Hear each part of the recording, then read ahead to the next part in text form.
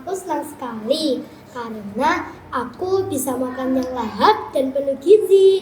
Anak-anak desa itu kan susu jarang Mas Lir, tapi setelah susu pertama itu saya juga heran lah, pada nggak mau gitu, tapi sekarang luar biasa.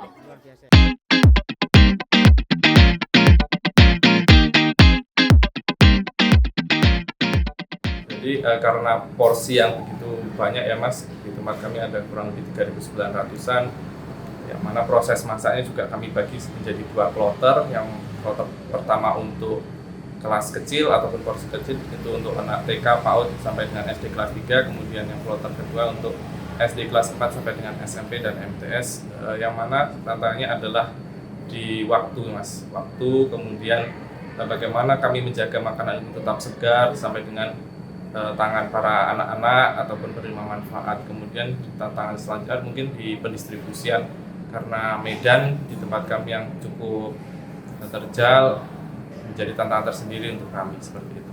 Apakah ada standar waktunya tersendiri Mas?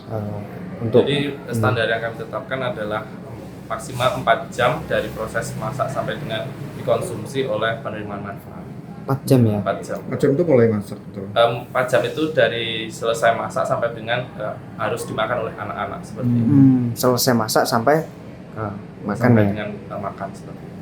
Mas tadi kalau sebelum dibagikan tadi dicoba dulu itu apa istilahnya? Organoleptik.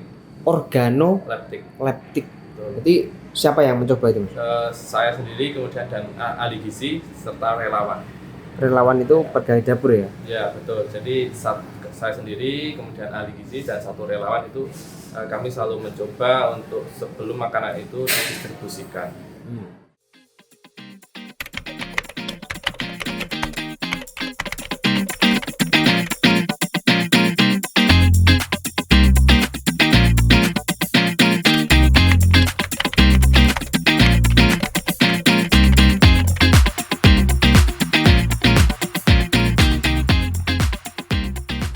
Adanya apresiasi dari Dr. Tan Sotien gitu.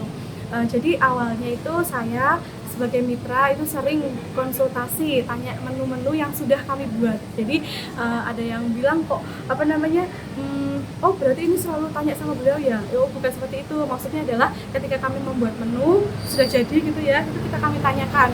Nah, kami minta saran masukan sama beliau. Nah beliau tuh waktu itu alhamdulillah membalas pesan kami, memberikan masukan, memberikan saran yang sangat membangun gitu. Oh ini ada menu-menu yang lebih arif secara lokal, ini buah-buahannya dipilih lebih baik gitu, yang secara lokal gitu. Jadi waktu itu saya sering bertanya seperti itu, lalu kita perbaiki di menu kami selanjutnya. Nah seperti itu, kemudian ya alhamdulillah kok kami juga tidak menyangka kemarin disebut dalam rapat Komisi 9 DPR itu, lalu sekarang jadi booming seperti itu.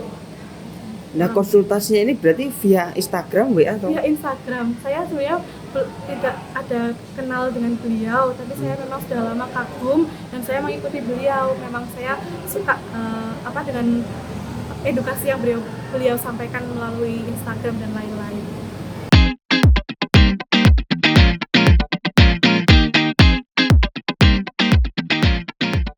Nutrition Table ini meja yang khusus untuk melayani anak-anak yang memiliki alergi terhadap beberapa bahan makanan gitu. Jadi saya sudah memberikan rekapan setiap harinya untuk menu besok paginya gitu. Setiap malam saya merekap ada menu besok yang alergi dari sekolah mana saja, jumlahnya berapa gitu. Setelah itu saya biasanya order ke orang masak. Kalau menu-menunya kami upayakan beragam setiap hari supaya anak-anak juga tidak bosan. Jadi nanti setiap hari Jumat saya merancang menu untuk seminggu ke depan. Jadi di kami memang belum ada siklus menu yang tetap gitu untuk pergantiannya. Jadi kami masih ganti-ganti terus setiap hari supaya nanti adik-adik atau anak-anak di sekolahnya tidak bosan. Gitu. Kalau menunya standar sih, tapi kita juga by request anak-anak kadang bikin mie ayam atau kadang bikin spaghetti, nasi goreng kayak gitu.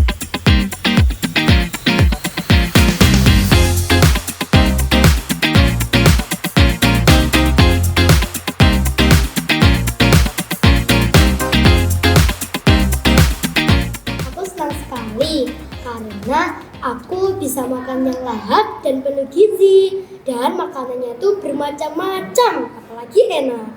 Apa makanan yang paling kamu suka, apa makanannya? Ayam geprek dan sayur buncis. Terus aku suka ayam geprek karena ada sambelnya enak, apalagi aku suka sambel. Terus kamu pernah request nggak ke mbak-mbak SPPG-nya untuk menu makanannya? Aku pernah nulis di kertas itu, terus aku masukin ke wadah MBG-nya itu, aku tulis ayam geprek dan beneran dikabulin. Saya alergi. Oh, alergi nasi. Yang kenapa kalau makan nasi kenapa? Rasanya pahit-pahit. Pahit gitu ya. Mulai kapan nggak makan nasi? Dari kecil? Dari kelas 5. Dari kelas 5. Berarti ini menunya kan nggak pakai nasi. Biasanya diganti apa? Kentang. Kentang. Terus gimana? Suka? Suka? Kendalanya kemarin ada yang tidak mau apa ya, buah pisang. Anak itu betul-betul nggak mau buah pisang, nangis tuh takut sama pisang. Itu saya juga heran toh. Takut sama pisang? Takut sama pisang. Ada yang takut nasi, ada yang takut pisang. Lah kemarin gurunya membawa pisang itu udah nangis gero-gero itu. Nah akhirnya saya laporan ke SPPG, kepala dapurnya, tolong ini sebenarnya ada yang nggak mau pisang karena kok nangis terus gimana. Oke, kemudian dari SPPG karena dekat ya, kita disusuli semangka untuk anak itu saja. Gurunya nggak dapat apa-apa ya.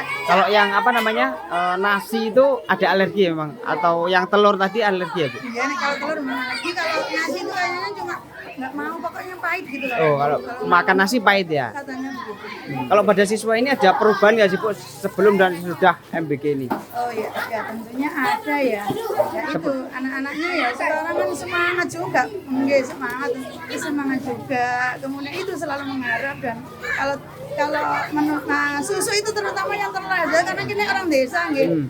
Anak-anak desa itu kan susu jarang Mas gitu. Tapi setelah susu pertama itu saya juga heran lah, pada nggak mau gitu. Tapi sekarang luar biasa.